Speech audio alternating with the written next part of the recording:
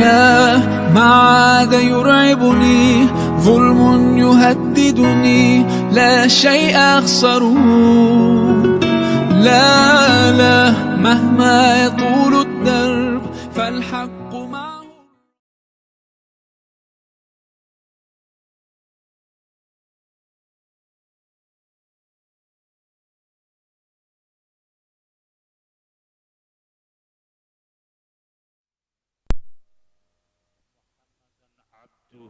Wa rasuluhu la nabiyya ba'da. Allahumma salli wa sallim wa barik ala nabiyina Muhammadin wa ala ali wa ashabihi wa man tabi'ahum bi ihsanin ila yaumil qiyamah. Amma ba'du. Qala Allah Ta'ala fil Qur'anil Karim, A'udzu billahi minasy syaithanir rajim. Wa ma tuqaddimu li anfusikum min khairin tajiduhu indallah wa khairan wa a'zama ajra. Ma'asyiral muslimin, jamaah sholat subuh, mudah-mudahan serangkaian amal ibadah untuk mengawali kehidupan hari ini, baik yang namanya qiyamul lail, sholat sunnah, dan membaca Al-Quran sampai sholat subuh berjamaah, diteruskan dengan kajian Al-Islam. Mudah-mudahan semuanya diterima oleh Allah Subhanahu wa Ta'ala. Salawat mudah-mudahan tercurahkan kepada Nabi besar Muhammad sallallahu alaihi wasallam. Ma'asyiral muslimin, jamaah salat subuh insyaallah dirahmati oleh Allah Subhanahu wa Ta'ala.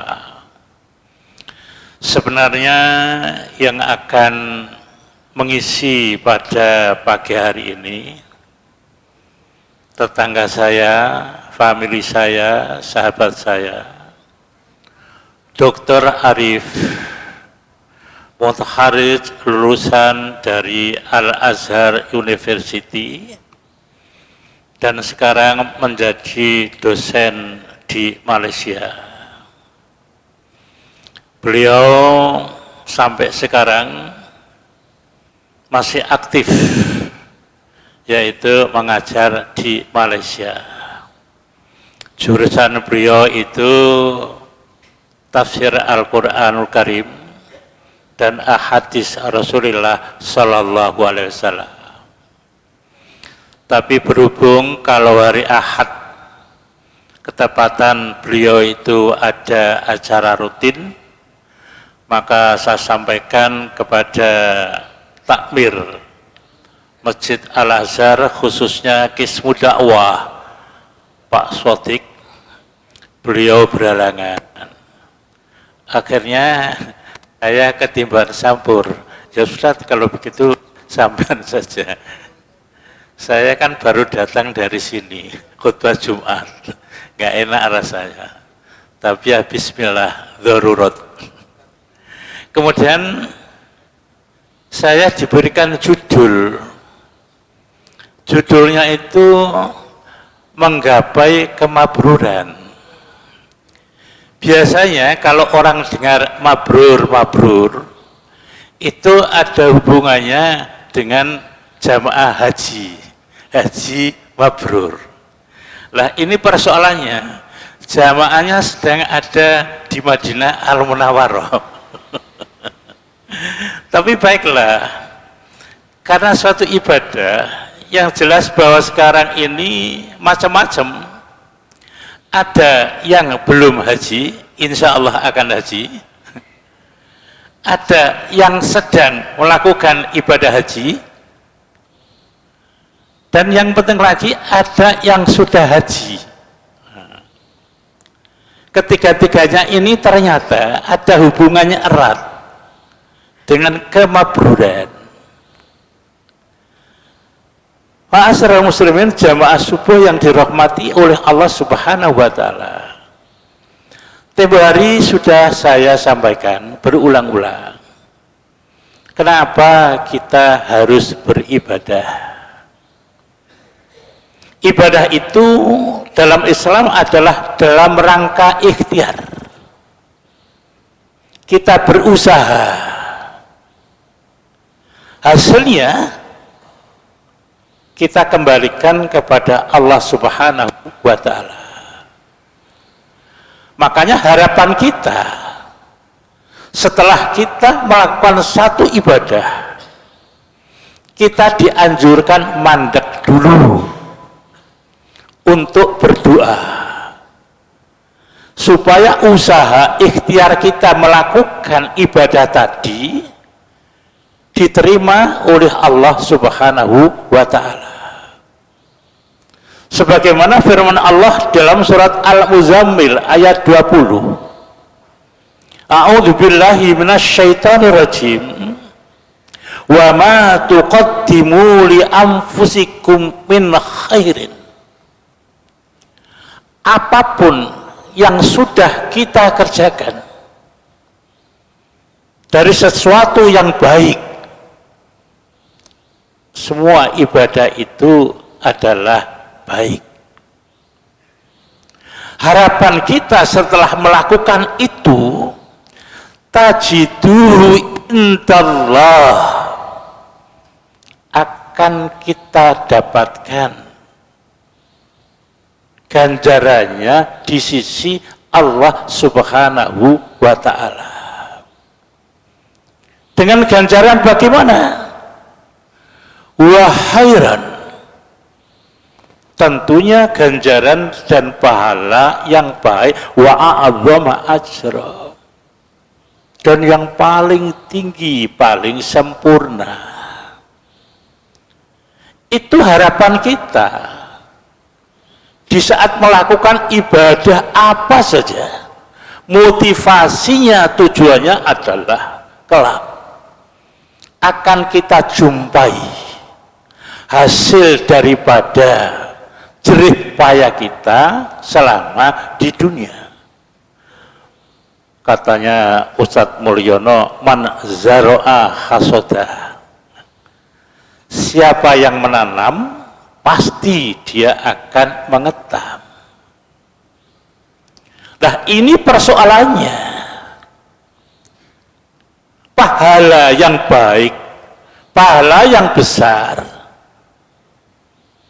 itu belum ada jaminan, hanya harapan dari kita kesemuanya.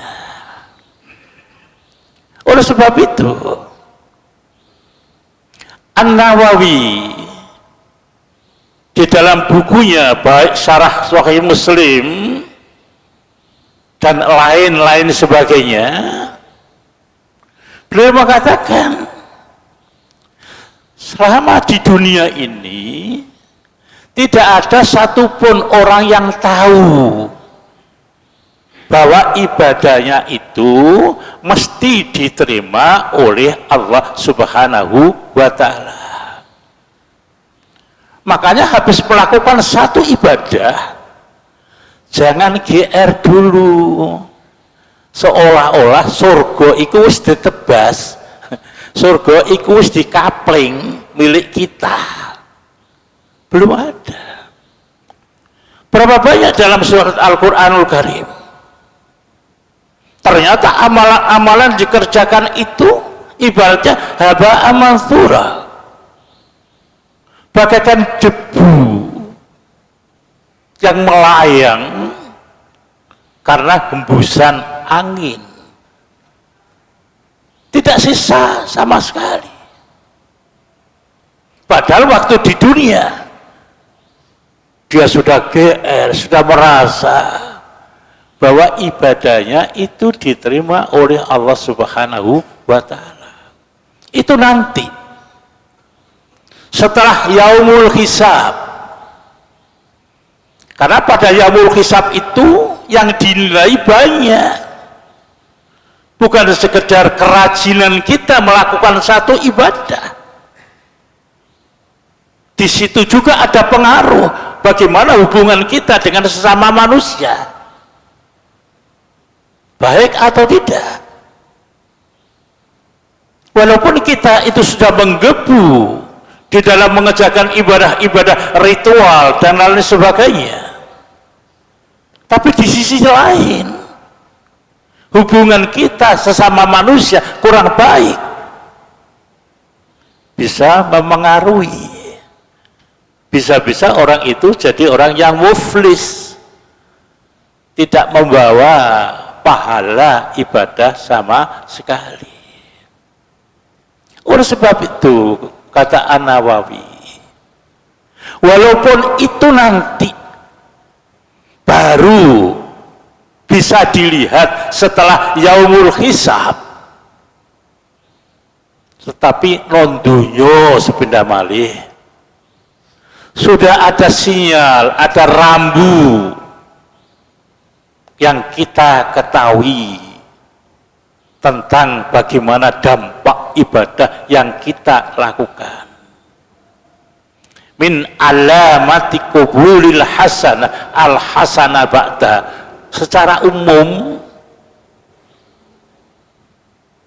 sinyal bahwa satu ibadah itu diterima oleh Allah, kita lihat bagaimana omongan, bagaimana perbuatan setelah kita melakukan satu ibadah. Kalau omongan bertambah baik, kalau perbuatan bertambah baik, insya Allah ibadah kita diterima oleh Allah Subhanahu wa Ta'ala. Maka senyampang kita sekarang berada di dalam bulan Dzulqa'dah, seperti yang saya sampaikan di waktu khutbah kemarin. Dzulqa'dah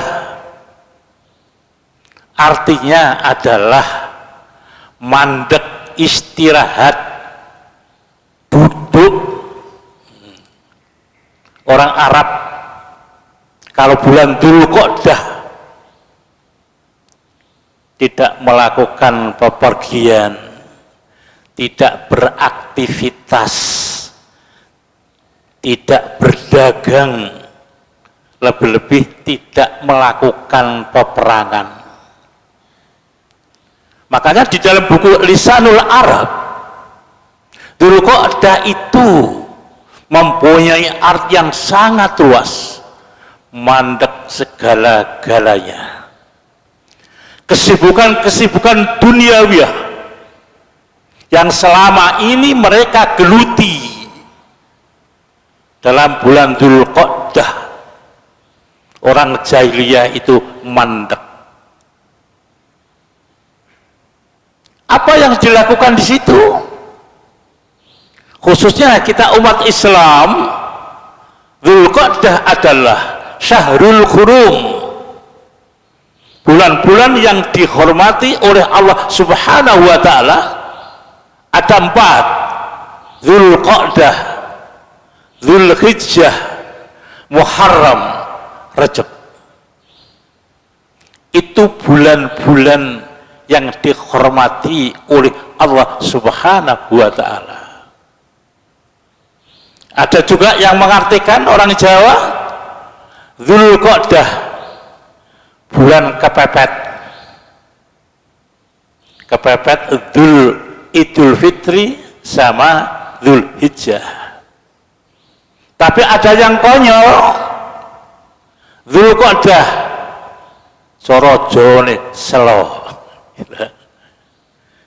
Dijadikan bulan-bulan yang penuh dengan penderitaan, kesusahan, ya. Sehingga kemarin ada yang komentar, saat terjadi kecelakaan adik-adik kita SMK 11 orang meninggal dunia, komentar dari kebanyakan orang, mamulo bulan seloga oleh lungo-lungo dia dapat celaka. Makanya bulan selo itu ya Pak Poli ya, jarang orang punya gawe itu. Kalau saya dulu kawin malah bulan selo undangan yang hadir banyak sekali karena nggak ada undangan double. Di dalam Islam sekali lagi tidak ada hari baik, hari naas. Yang baik dan naas itu adalah manusianya sendiri, bukan bulannya. Kembali, Islam menganggap Dzulqa'dah bulan haram yang di dalamnya kita dianjurkan melakukan berbagai macam amal ibadah, puasa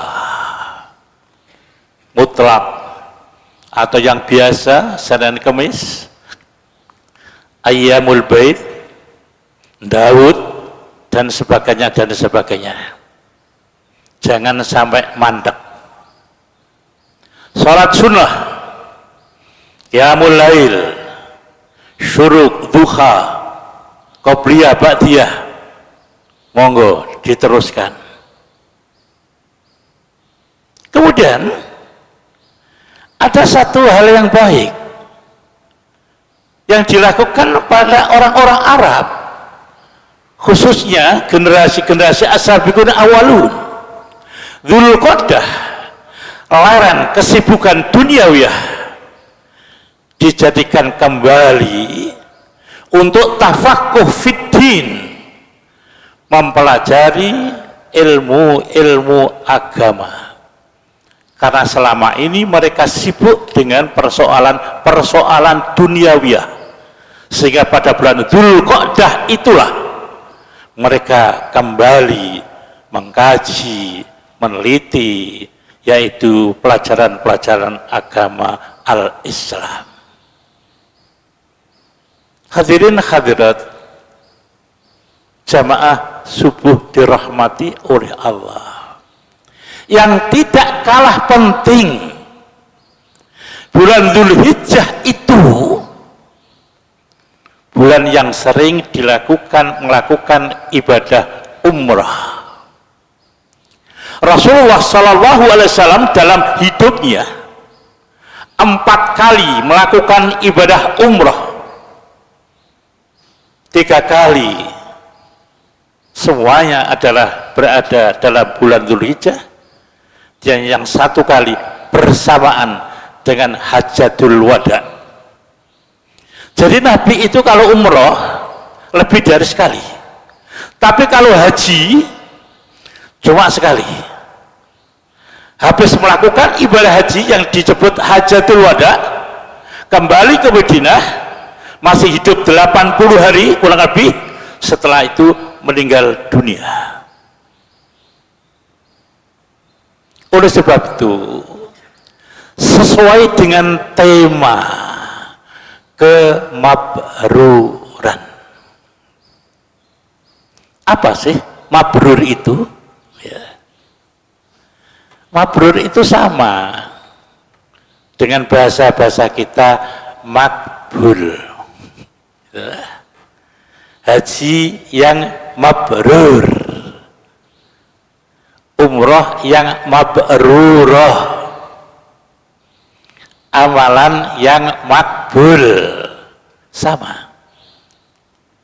Cuma mabrur itu biasanya orang sering pakai di dalam ibadah yang namanya ibadah haji sama umroh. Karena hadis doa Allahumma ja'alhu hajjan mabrura, dari situ sehingga hanya ibadah haji sama umrah yang memakai istilah mabrur. Sebenarnya sama saja, barra ya birru mabrurah, baik nilainya di hadapan Allah Subhanahu wa taala adalah kebaikan. Jadi yang haji mabrur, yang umrah mabrurah di hadapan Allah menjadi orang baik. Makanya dalam istilah orang-orang Indonesia itu ada dua, haji mabrur dan haji mabrur. Nah, kalau saya punya istilah lagi mulai tahun 78, haji blebes. Nah,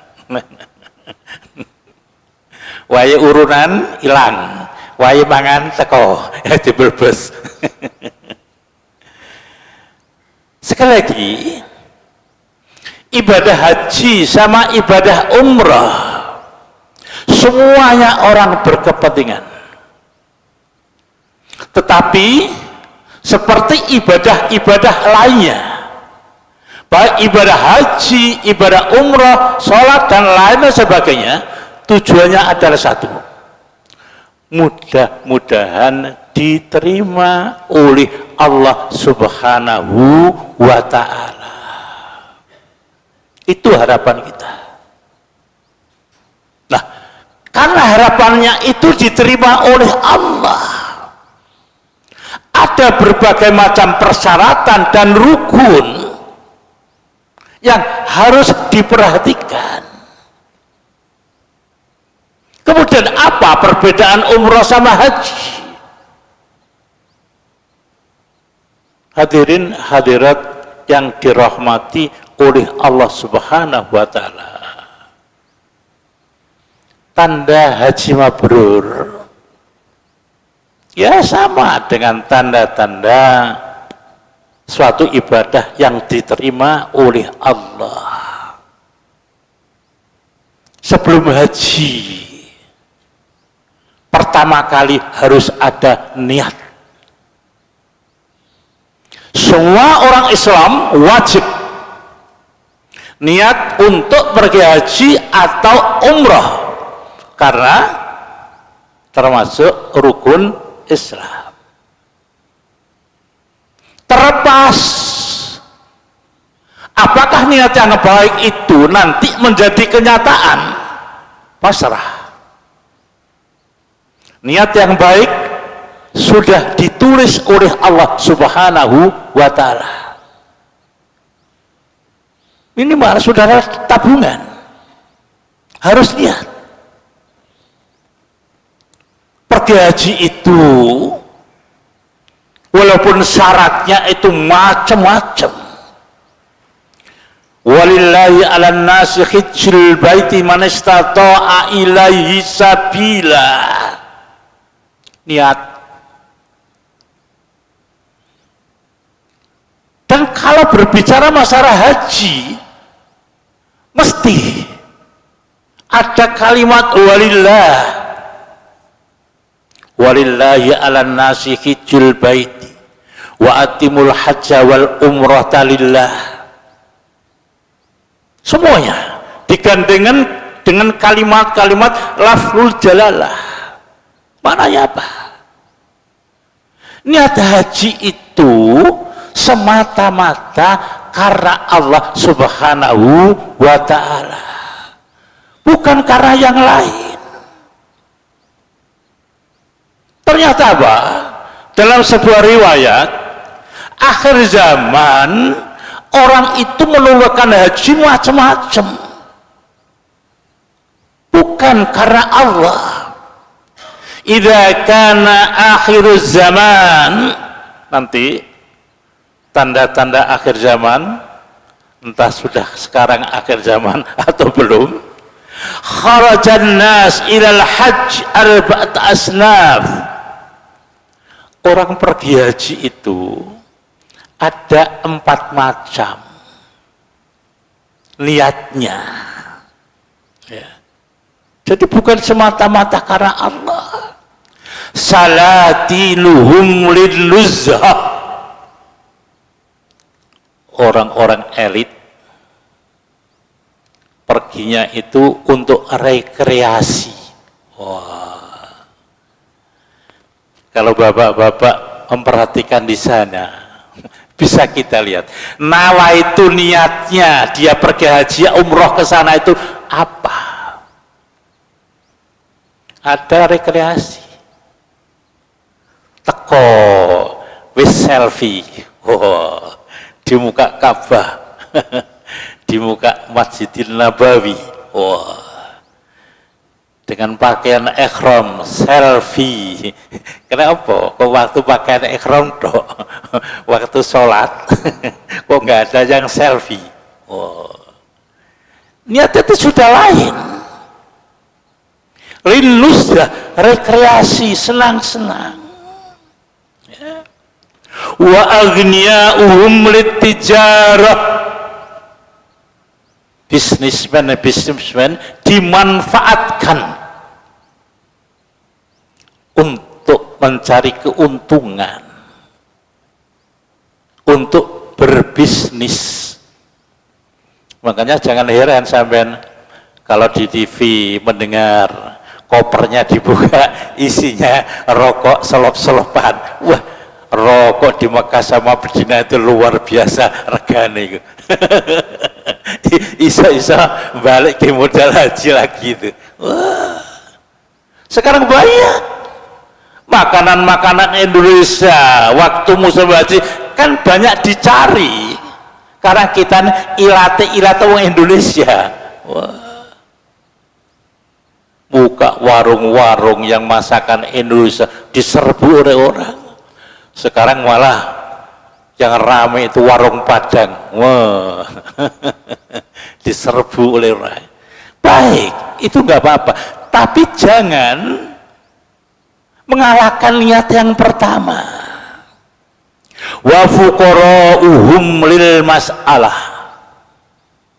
Orang yang tidak punya dimanfaatkan untuk minta-minta. Panjenengan kalau tahu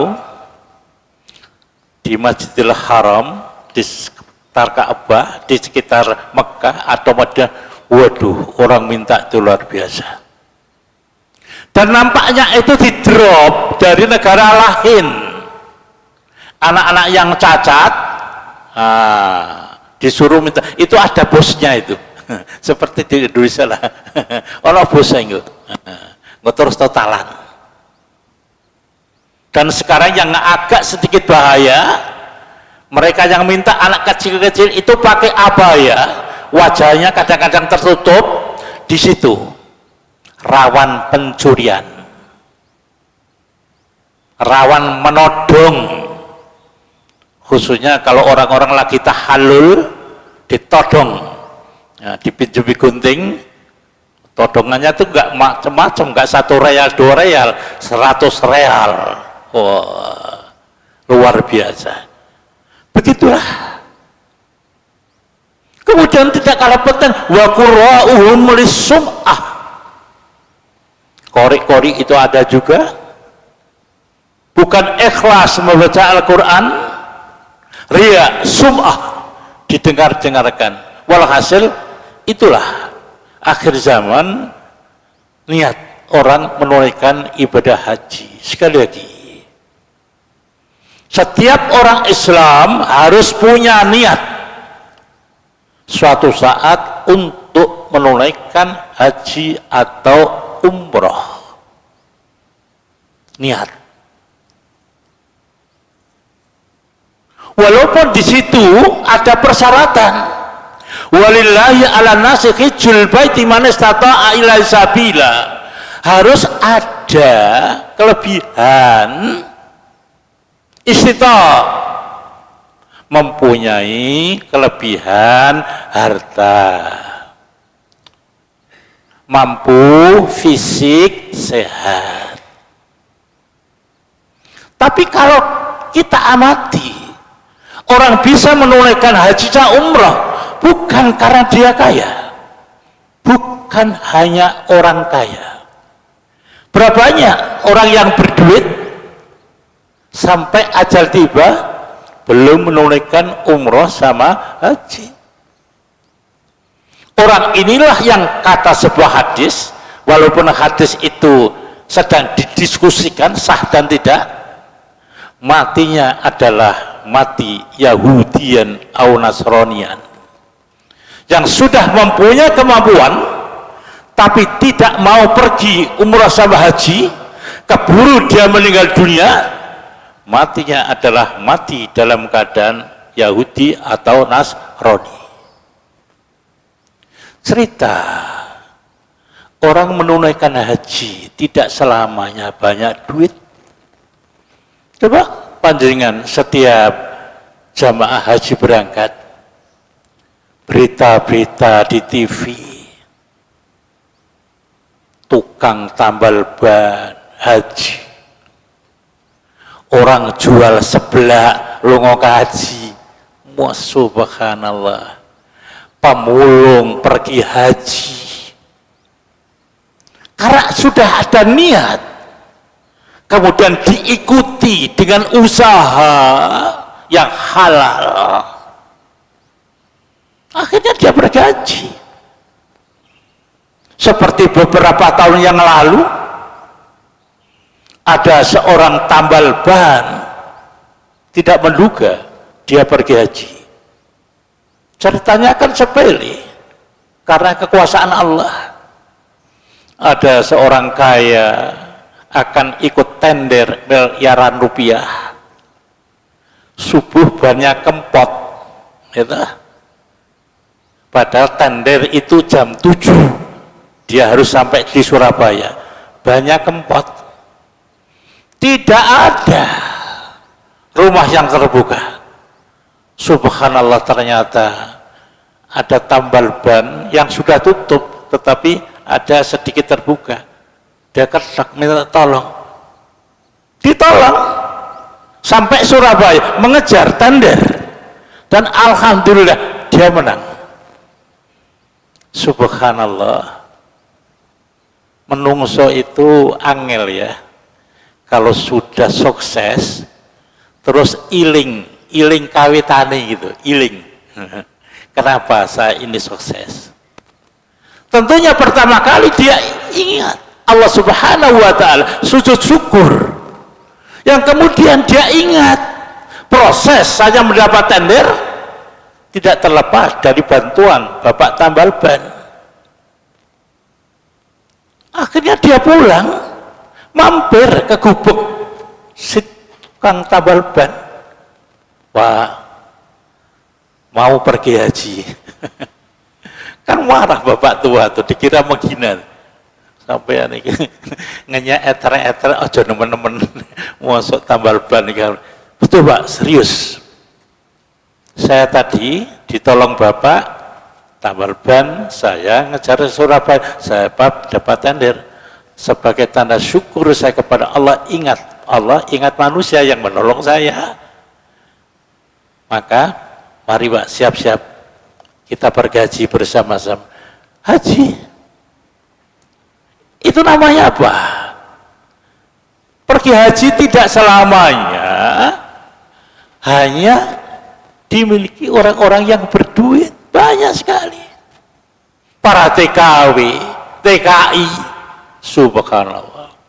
Mulai 78 waktu saya di sana, gembruduk TKW sama TKA, sopir bis dan sebagainya. Waktu haji, dan sampai sekarang mahasiswa umlah yang di Mekah, Madinah kan banyak sekali sebagai tenaga perawat di rumah sakit Arab.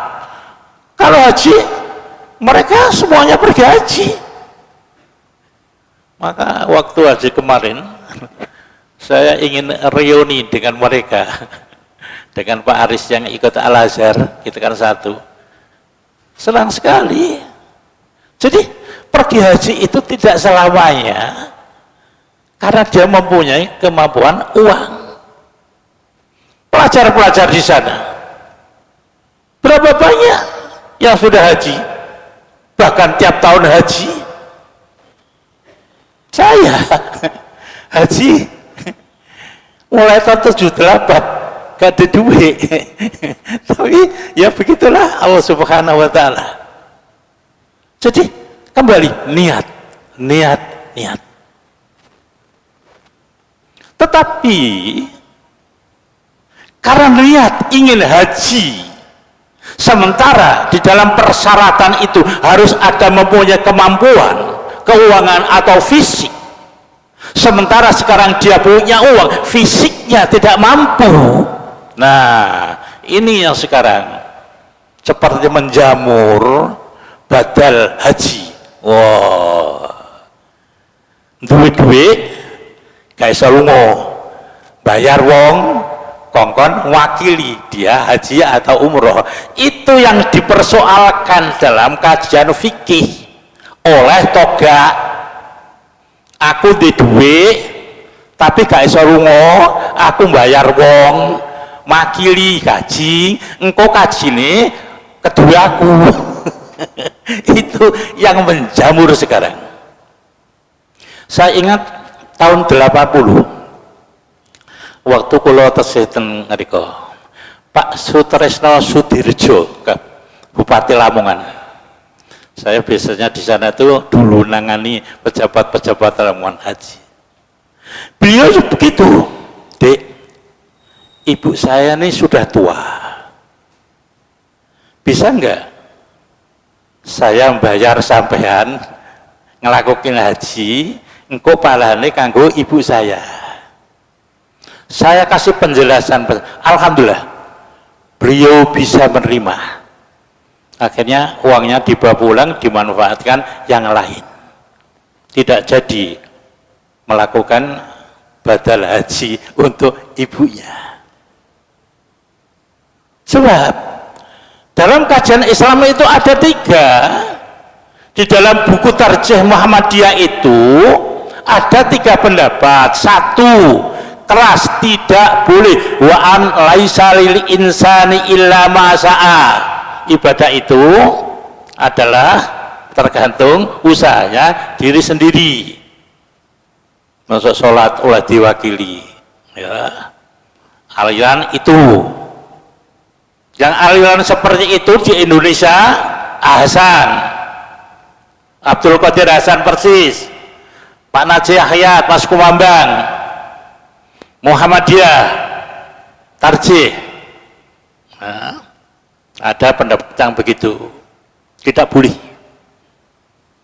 Ada yang boleh, selagi itu masih orang tua, anaknya mewakili karena orang tuanya sudah tidak mampu, diwakili oleh anaknya. Di dalam buku Tarjih itu pun masih ribet, anak siapa yang berhak mewakilinya, anak lanang opo anak wedok. Wah, itu masih ribet juga di dalam kajian Tarjih. Jadi anak boleh. Ustadz Muhammad Hamidi, kakak saya almarhum, boleh anak mewakili, tapi dengan syarat orang tuanya waktu hidup sudah wasiat. Karena hadis yang, ya Pak boleh ya, hadis yang anaknya harus membayar hutang itu wasiat. Jadi orang tuanya wasiat, engkau nek aku mati wakili.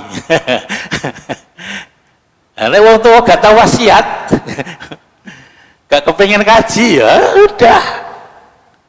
Makanya ada syarat-syarat. Yang ketiga, sopo wae oleh. Nah, itu hadisnya diperselisihkan.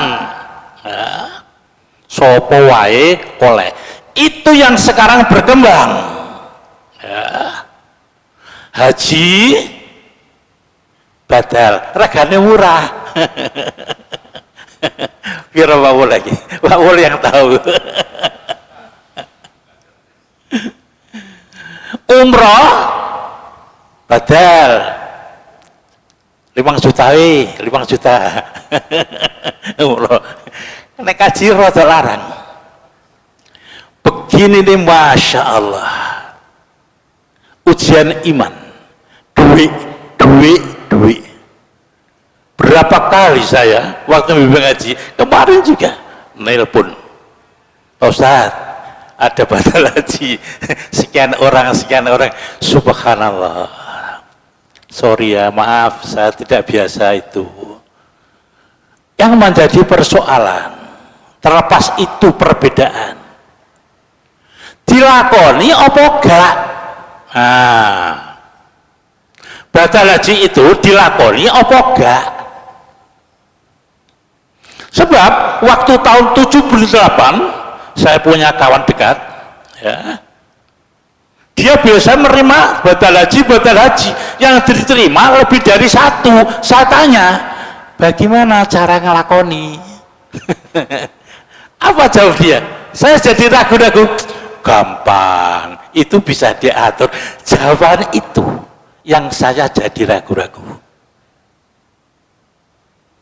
Cerita batal, ini pendapat ya Pak, dan pengalaman. Nah, kemudian untuk membuktikan gampang. Nah, maka beli ijazah. Wah, ditulis ini sudah haji, distempel. Wah, mulai. Yuk sampai harus kaji. Berubah dong, yuk kaji. Balik kaji. Ada yang begitu. Terlepas yang melakukan itu bagaimana, terlepas. Tapi itulah sejarah badal haji. Saya waktu di sana itu kan ikut Syekh Syabana. Biasanya suruh belikan ijazah di toko buku, tulis. Habis itu syekhnya dungo tangan diangkat dur. Ya, mengajak Ka'bah. Wah, haji mabrur, haji mabrur.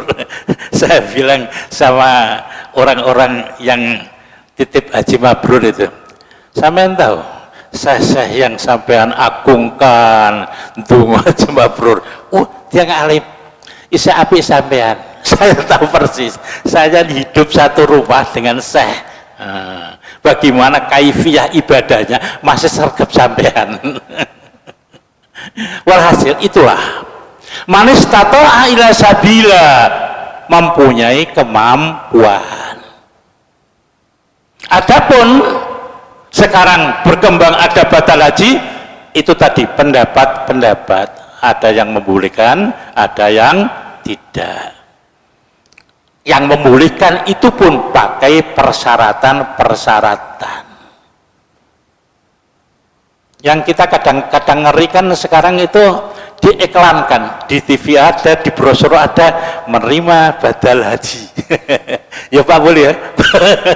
Syekh Mulyono lagi.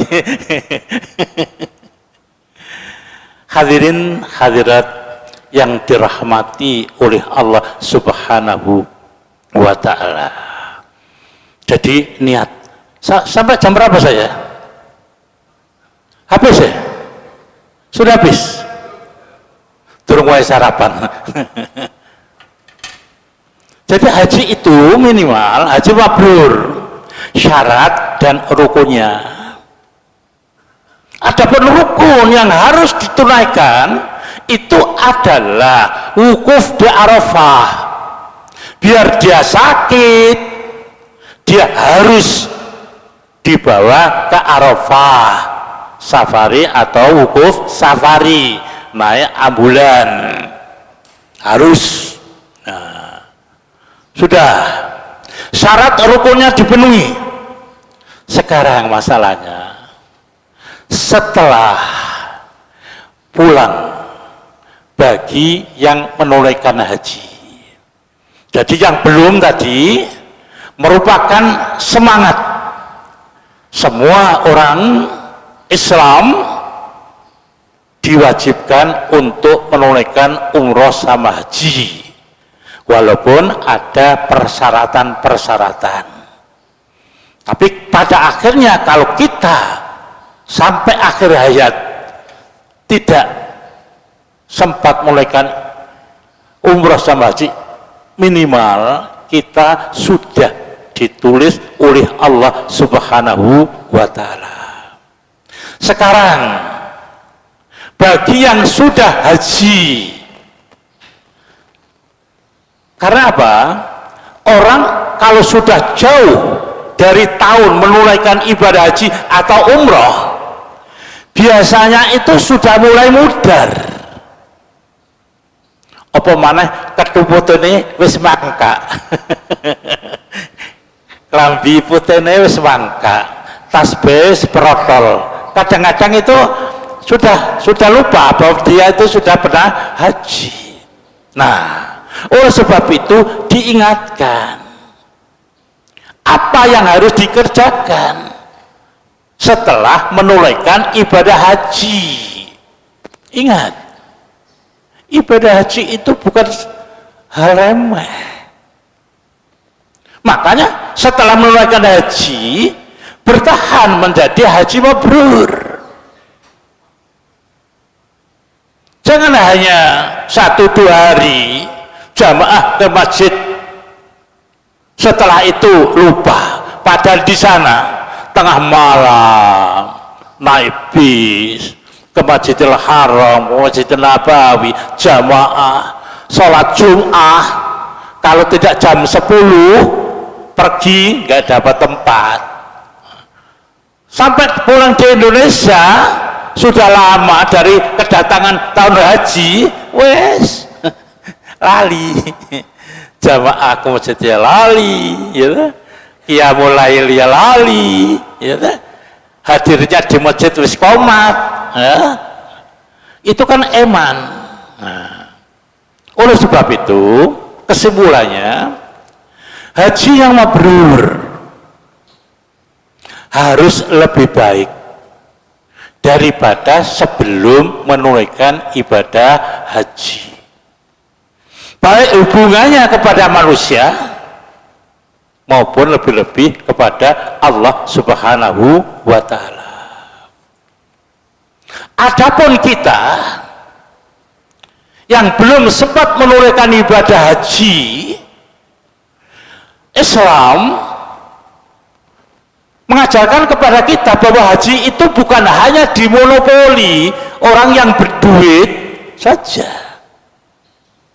Ada beberapa amalan kalau kita kerjakan nilainya, pahalanya sama dengan haji, walaupun kita tidak melakukan haji dan umrah. Ini yang harus kita kerjakan. Jadi yang mempunyai kemampuan pergi ke Mekah, haji itu di Mekah ya, bukan di Medina. Keliru nek sampean takoni apa kaji nanti Medina, boten. Mekah dan sekitarnya. Madinah itu ziarah karena di sana ada Masjid An-Nabawi, ada Masjid Kuba.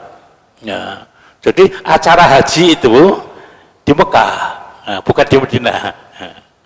Ada beberapa amalan kalau kita kerjakan pahalanya sama dengan pahala ibadah haji sama umrah. Apa itu? Yang seperti sekarang kita lakukan. Sholat subuh berjamaah, kemudian menunggu sampai syuruk, sholat 2 rakaat, ya, itu ganjarannya sama dengan umroh sama haji. Man sholal ghoda fi jama'atin, siapa yang sholat pada waktu subuh, thumma qa'ada yadhkurullah hatta tatlu asyam, kemudian habis sholat dia berdoa, zikir, maca Al-Quran, bukan gedabrus. Mari sholat nunggu suruk cerita, bukan nyatur bal-balan, nyatur pemilu, boten, wirid donga, ya, hatta tatul asar, sampai matahari terbit. Tsumma shalla rak'ataini, dia sholat suruk 2 rakaat. Kanat lahu ka'ajri hajjatin au umratin. Subhanallah. Masih gak lunga nang Makkah, gak berangkat ke Madinah, tidak melakukan umroh ke sana, dengan melakukan amalan tadi ganjarannya seperti umroh haji. Kedua, selalu siap membantu saudaranya dalam segala urusan, lebih-lebih yang perlu kita tolong. Man masya fi hajjat ahi adallahullah bi khamsati wa sab'in. Orang yang sedang menolong saudaranya selalu dikawal oleh malaikat selama 75.000. Jadi sewaktu kita menolong itu dibentengi oleh para malaikat sebanyak 75.000 sampai selesai. Fa'idha faragha kutiba lahu ajru hajjatan wa umrah. Kalau sudah selesai, kita mendapat imbalan ganjaran dari Allah seperti imbalan orang yang haji dan umrah. Subhanallah. Ketiga, melangkah ke masjid dalam keadaan suci atau berwudu dari rumah. Kita tuh dianjurkan kalau bisa mengurangi memakai air di masjid. Gitu. Pakailah air dari rumah, kecuali memang terpaksa. Ojo malah terus atus masjid Al-Azhar enak banyune wah gembrodok. Nah, kalau bisa, karena ini barang wakaf, kita kalau wudhu itu sebaiknya dari rumah, kecuali terpaksa. Man kharaja min baiti mutatahhiran ila sholatin maktubatin. Siapa yang keluar dari rumahnya dalam keadaan suci? Saya punya family, bukan hanya ke masjid. Setiap kali keluar rumah, dia wudhu. Itu kebiasaan dia. Tapi kata Rasul, siapa keluar dari rumahnya dalam keadaan suci untuk sholat yang wajib secara berjamaah, fa'ajruhu ka'ajril hajj al-muhrim. Ganjarannya sama dengan orang haji dan orang umroh. Subhanallah. Islam itu luas. Kemudian melakukan amal dengan sembunyi-sembunyi, tidak riya, tidak sum'ah, walaupun dengan sebiji sawi. As-shadaqatu afdalu minal hajj wal jihad. Sedekah, apalagi yang kita lakukan dengan sembunyi-sembunyi, bukan riya, bukan karena sum'ah, didengar-dengarkan, dicerita-ceritakan, itu lebih baik daripada ibadah haji sama umrah. Begitu Islam luas. Jadi surga iku dudu wae wong sugih tok. Yang memang benar-benar tidak ada kemampuan, diberikan alternatif untuk menjalankan amalan-amalan yang nilainya sama dengan haji sama umrah. Akhirnya apa? Perbedaan haji sama umrah. Perbedaannya apa? Haji sama umrah. Banyak. Dua-duanya dikerjakan di Mekah Al-Mukarramah. Terjadi perbedaan. Haji jelas wajib. Ada yang mengutamakan umroh sunnah. Tetapi lebih kuat haji wajib, umroh juga ada yang mengatakan wajib. Karena umroh itu dikatakan haji haji kecil, haji yang tidak sama pelaksanaannya dengan umroh. Umroh yang pelaksanaannya tidak sama dengan haji. Sama-sama utusan Allah Subhanahu wa Ta'ala. Kedua-duanya doanya diijabahi oleh Allah Subhanahu wa Ta'ala. Ongkos yang dipakai haji umrah insya Allah diganti 700 kali oleh Allah Subhanahu wa Ta'ala. Oleh sebab itu kesempatan masih ada. Niat disertai dengan usaha. Kalau memang usaha pada akhirnya belum sampai, kita kerjakan amal-amalan yang sudah kita sebutkan tadi. Memang ibadah haji itu luar biasa. Sewaktu akan pergi haji, pelepasan, saudara-saudara kita semuanya hadir. Wah, haji, haji, haji. Wah, panggilannya saja haji, hajah, tidak ada Pak Sholat, Pak Zakat, walaupun itu ada sejarahnya. Kan saya sampaikan, mulai kapan sih orang habis menunaikan ibadah haji ada panggilan haji? Mulai kapan? Ya.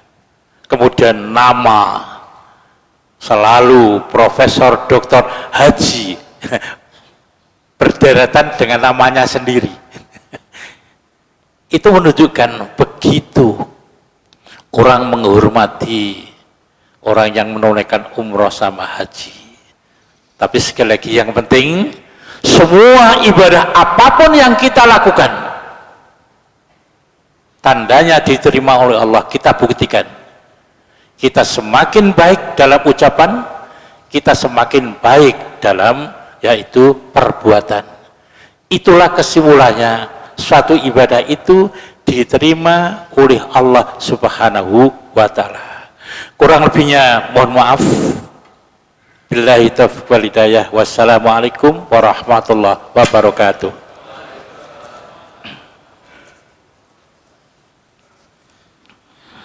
Demikian kajian yang